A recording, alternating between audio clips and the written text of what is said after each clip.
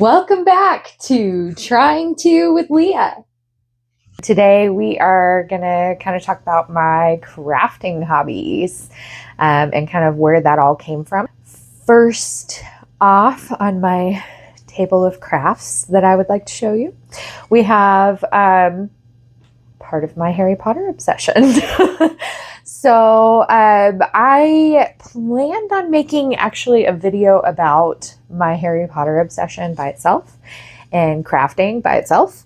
But then I quickly realized that most of my crafts that I've made are Harry Potter related. So they kind of go hand in hand. I can't really separate the two. So we're going to talk about both. I am a cricketer. I like to cricket, but we'll start off with these lamps here. So these lamps I bought on, I think, Amazon or something like that. I don't know. I will try to find the information for them and link it if I can. If I cannot, I'm sorry. They are beautiful lamps that I don't know the brand name of. Anyway, so yes, I did make these little lamps. So we have, quotes from Harry Potter and all kinds of nice stuff here. So I kind of went ahead and made my own designs as well on Cricut, just from things that I had found, things that I had purchased. I purchased a lot of these images as well, so I could reuse them over and over again. This one doesn't go very far because it's plugged in. So we have each of the houses on here. I did do these with a heat press. It's actually a little handheld heat press.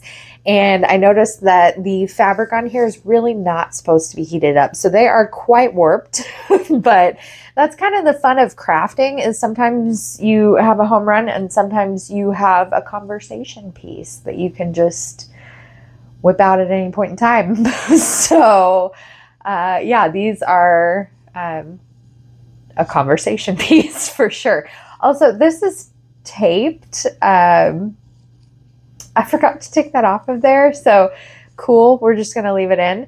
But I had to tape it because these usually sit on my bedside tables on either side of our bed. So at about 4:30 in the morning, my cat Luna loves to wake up and get on top of the bedside table and mess with this little ball that hangs down. She loves to, paw at it, mess with it, all of that stuff. And she usually ends up knocking over the entire thing.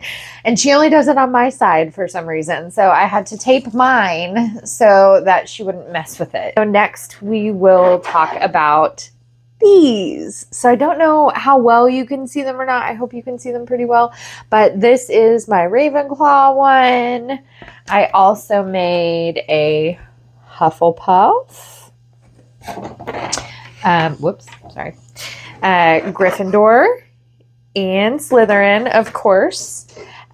So if you're wondering which house I am in, I am a house divided.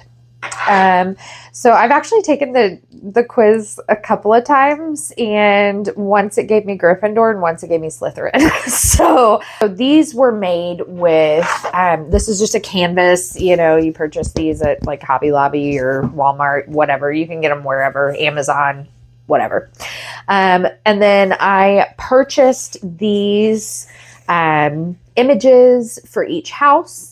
And the background for this, I created this with just crayons and a hairdryer. And it creates this kind of beautiful design that kind of looks like clouds a little bit. So it's a lot of fun to do. I had a lot of fun with my son doing that. So we will definitely do one of those eventually on this channel.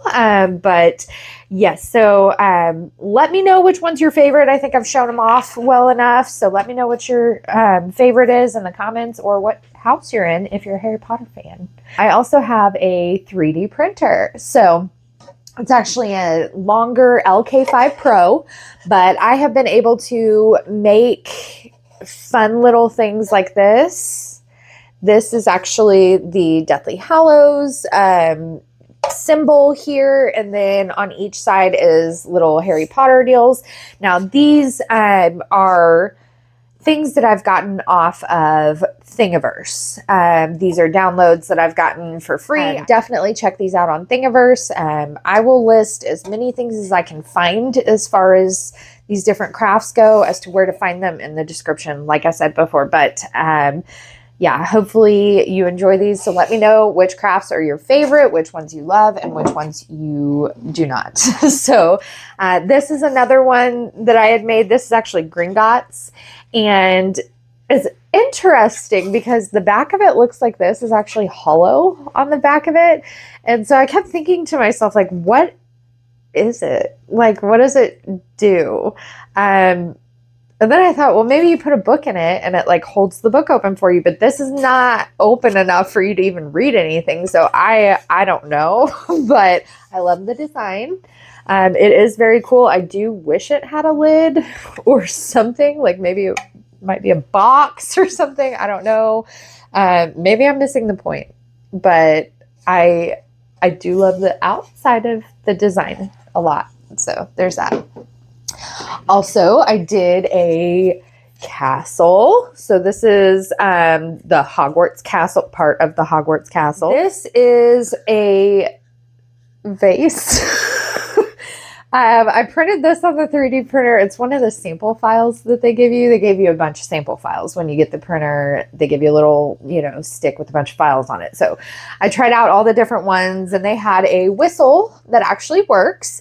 It says longer on the side, so that's really cool. For some reason, it printed out like not entirely white, even though it was white filament that we started with. So I don't know. It does work. A little. It does work. But yeah, so there's that. And then this is what's called a hex cube. So this is the little vase. So of course, when I saw this on there, I was expecting a full vase. And I'm like, oh, cool. I'll build a vase. Really cool. It looks like, waves. That's awesome.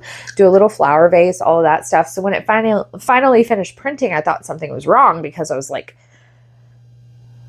this is for like a dandelion. Like, this is for like something you pick out of the grass to put in, it's the tiniest little vase ever. And so the last of my 3D printed items that I wanted to show off today are, I have nicknamed them the butt cups. They are little cups that I found on Thingiverse. They're very cute. They have a little smile on them and stuff, but the back of them is a butt, and it's a cute butt. It's a very cute butt. So I decided to print those for my coworkers when I decided to leave my job. There's a bunch of branches that we have, so I sent branch gifts out when I was leaving my job, because I was there for like 8 years almost. And so anyway, the sublimation crafts. So I have just kind of broken into the sublimation game. I do have a sublimation printer now, and this was my very first attempt as part of, leaving work, giving out those gifts. This is for my home office, the corporate office, where my closest friends that I'd worked with for years and years are. So this is just one of the mouse pads that I had made for someone. It was a first attempt just to see how big the actual file was going to be on there. And I did end up increasing the size of it so it goes out to the edges. But yeah, this was the very first attempt just to see how the coloring would go. And it worked out pretty well. Yeah. So this is one of my most recent crafts. It's a beauty. It is a beauty. So for Christmas, and you can see this actually used to fit me to the point where I thought I would have to do it again on a bigger one, on a bigger sweatshirt. This used to fit me that way.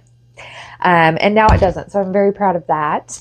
But anyway, so this is my practice attempt to make my sister's sweatshirt for Christmas last year. So last year I did a big crafting ordeal for all of the family members in the family. They all got sweatshirts, and they were all individualized to the person, what they enjoyed, what was funny for them, all of that stuff.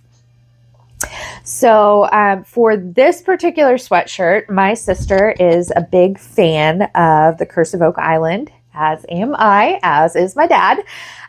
So she wanted a Curse of Oak Island sweatshirt. So I actually kind of just tried out different designs all over the sweatshirt because I didn't really know exactly what I wanted to do with it, but I knew I loved a lot of these designs that I had found.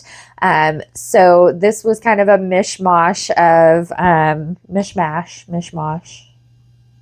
I don't know, one of the two, of designs that I liked. So you have the classic Holy Shamoley, which is one of my favorite sayings from Curse of Oak Island. I actually say that a lot.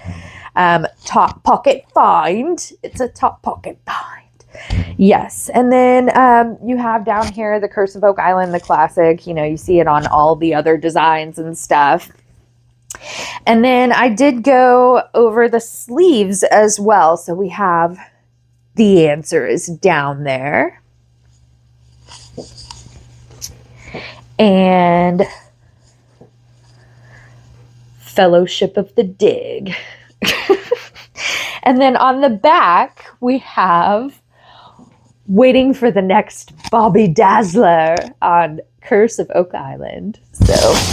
On Oak Island, whatever. Anyway, but yes, this is one of the most comfortable sweatshirts that I have, so I still wear it a lot, even though it is a crafting fail, but I love it, so yeah. This is one of the first crafts that I had ever done. I actually found this a long time ago, but this is kind of what got me into crafting in the first place. I used to work in a long-term care facility, and of course, I was an activities director for quite some time there. I had started out as a CNA, moved up to a CMA, and then decided to do activities. When the position opened, it kind of just it was something that just called to me. So I decided to do it, and I had a really great mentor for it.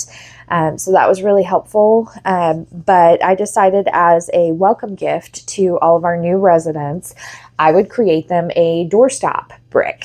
In the facility that I worked for, there was no doorstops on the doors for some reason. So, and when you have a lot of, elderly people walking around with walkers and wheelchair, they're scooting around with their wheelchairs and things like that, you need a doorstop. I created them myself for each of our new residents. One of our residents, her family actually made one for her, and I loved it so much. I took a picture of it. I went home, I researched ideas, and I decided to do it from there on out for all of our residents. So this is one that actually, it was for a veteran that was supposed to move in, and at the last minute he did not move in. So I didn't actually end up putting his name on it. But this is the kind of thing that I would do for each individual person based on what they liked, what we were told about them, and that kind of stuff. As an activities director, you are given a budget that is minimal. And when I say minimal, I say you are throwing 2 parties a month for family members and residents and whoever else wants to come on a budget of like $200 to $300. So good luck with that. And also you have to make all of the activities work off of that budget as well. So if you want to do anything fun, forget about it. You have to do it yourself. You have to come up with neat ideas, cool ways to save money, things like that. Just like a teacher, I was constantly pouring all of my own personal money. After I would get paid, I would go out and buy things for the residents. I would go out and purchase all of these craft things so that we could do things together. We could have fun together because the budget was just not there. Oh, I forgot about this. We'll do that first. And then here is my last craft that I will show you. This I'm actually very, very proud of. So this is a wedge pillow. And for Christmas, I had actually gotten, one year I had gotten a whole bunch of pieces of fabric that were Harry Potter fabric, and they were just kind of big rectangular pieces. And so I didn't really know what to do with them yet, but I decided I was going to do something with them. And around that time, actually, I had this wedge pillow that I had actually gotten from my grandmother a long time ago. I decided to make a pillowcase for it because the pillowcase that it had was kind of breaking down a little bit. So I sewed those, hand sewed all of those pieces together, and took the zipper from the previous pillow and just hand sewed it into this one itself. So I'm actually really, really proud of it. It has held up extremely well, but I hand sewed it like 4 times just to make sure. So it should be holding up very well. One of the things that I wanted to talk about in this episode, going over crafting and things like that. I love to build things. I love to make things, craft things, just experiment with different things. Sometimes it goes right. A lot of times it goes wrong, but it's always fun. It's always a learning experience. It's always, you get better at it as you go along. You learn lessons and things like that, sometimes the hard way, but it's a good experience. So I don't know if you guys like to craft or not. If you don't, this channel is not just going to be about crafting. It's not just going to be about Harry Potter. I can promise you that. But it's about working on yourself. It's about trying different things, exploring your passions, finding what you love to do, and figuring out what makes you what makes you individual and unique. And every single person is unique. It's like everybody's special, so that makes nobody special, but at the same time, every single person is needed. So I truly 100% believe that. I love my failures. I love looking back on the things that I've done, like this, broken armed butt cup that's not even, I just throw their feet inside of them so when they break.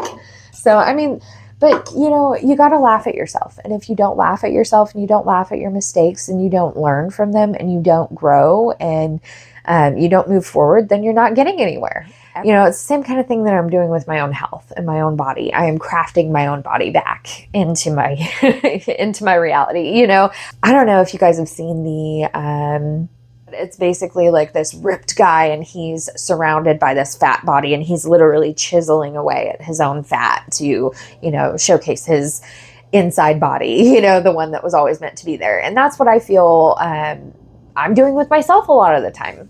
I am trying to sculpt my own body inside and out. I'm trying to sculpt my own mindset, sculpt everything to what I want it to be. And it's getting there. But definitely it's a process, and it's one where you're still going to make mistakes. No matter how far you get, you're still going to make mistakes. So you have to look at those mistakes as opportunities for growth instead of, something to be shameful of, because you shouldn't be shameful of your mistakes. You really shouldn't. They're there for you to learn from. That's why they happen. Okay, so we are going to talk about one of my biggest mistakes that I've ever made. And it actually happened when I was really, really young. When I was in middle school, I was a cheerleader, and it was a very small group of cheerleaders, but we were very, very proud of being cheerleaders.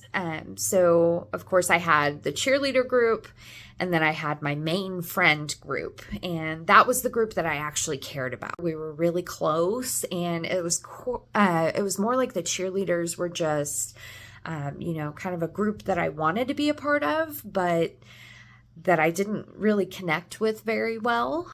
But of course, I had learned from every single movie that I had ever watched about anybody at all going into high school. And basically what I had learned from that is that the point is to be popular. It doesn't matter what you have to do to get there. As long as you're popular, things are easy, things are fun, people like you, you're going to have a great high school experience as long as you're popular. But there was one friend in particular that I was very close with in my core friend group that this popular cheerleader did not like.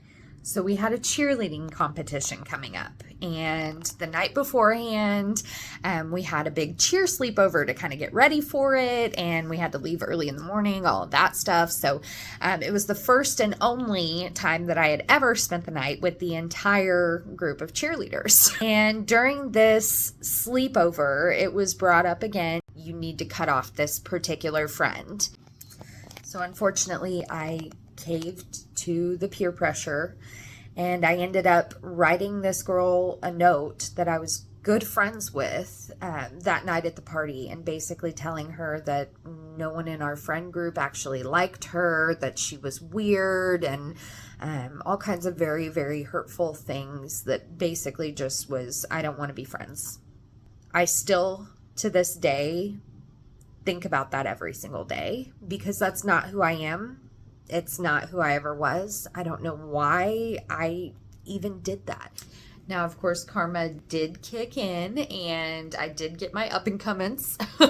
I ended up injuring myself pretty badly that year and could no longer do cheerleading after that. And basically, in high school, I didn't even talk to the popular girls that I was so worried about all the time. I wish so much that I could change it, but at the same time, I have to say that I also am grateful that it happened, because it led me to where I am today. It did make me into the person that I am today. And often your mistakes, your biggest mistakes in life, do that for you.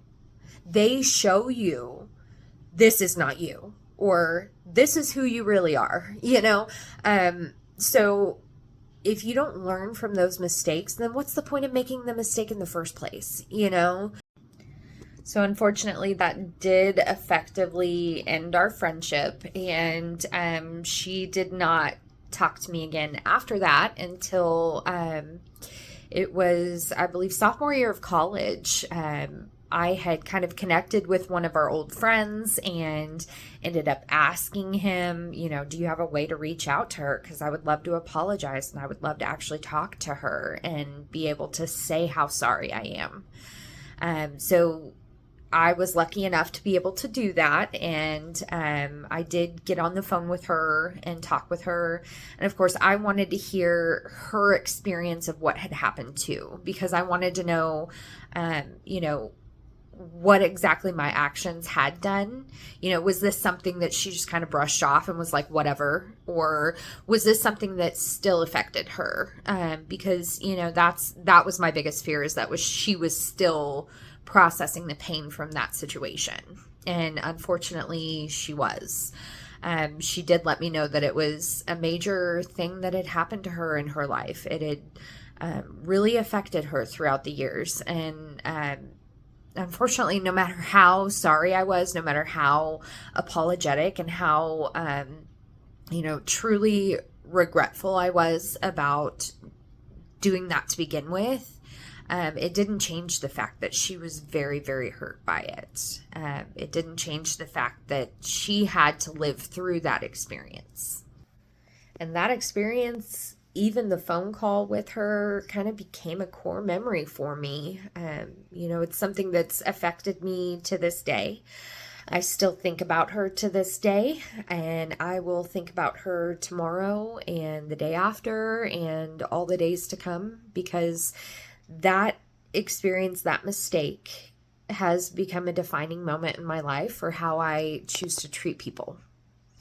I treat people with love and respect now, because I learned that when you don't, it can destroy a life. It really can destroy multiple lives.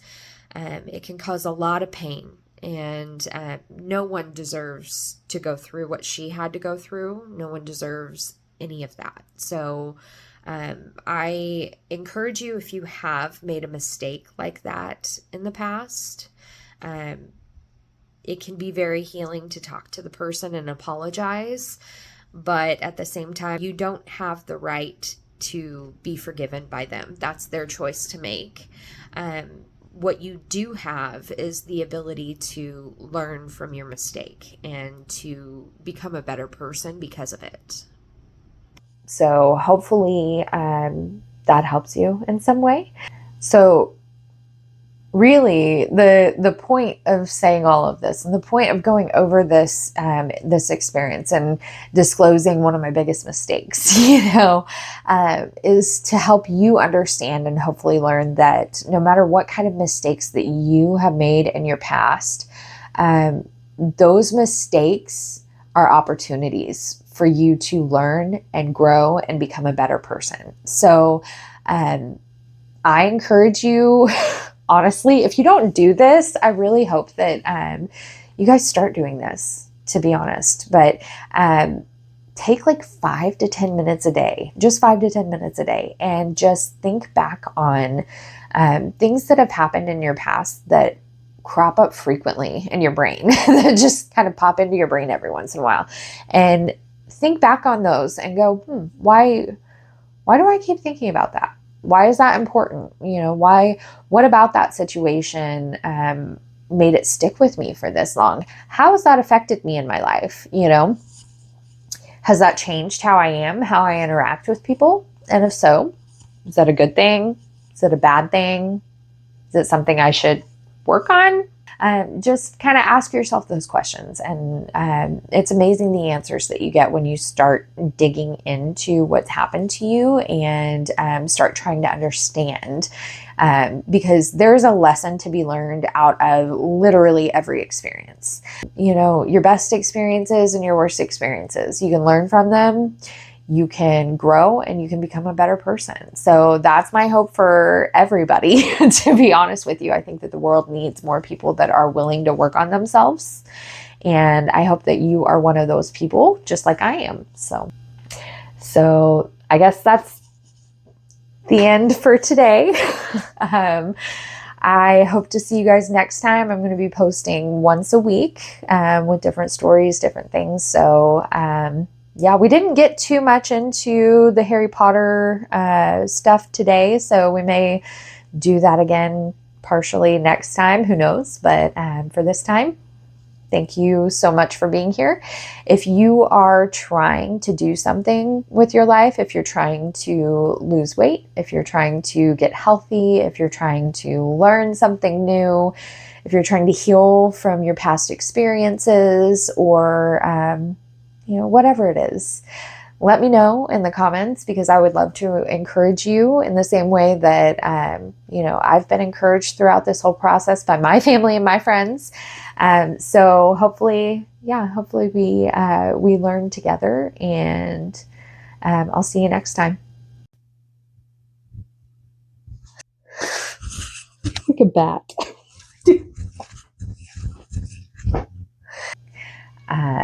Sorry if you can hear my cat. She is shut out of here because she keeps trying to hop up on the table and make things fall down. So we just put her outside for a little while. So sorry about that if you can hear that. But anyway, already.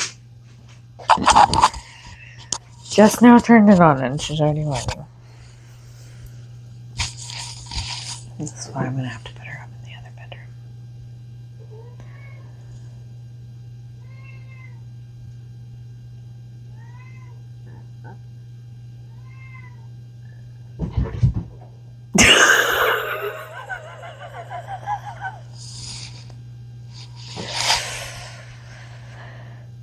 This is going to be fun. Okay. I do have one more that I did over here. Ooh. I don't want to hurt the table.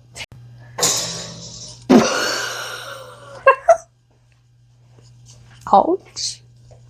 Anyway.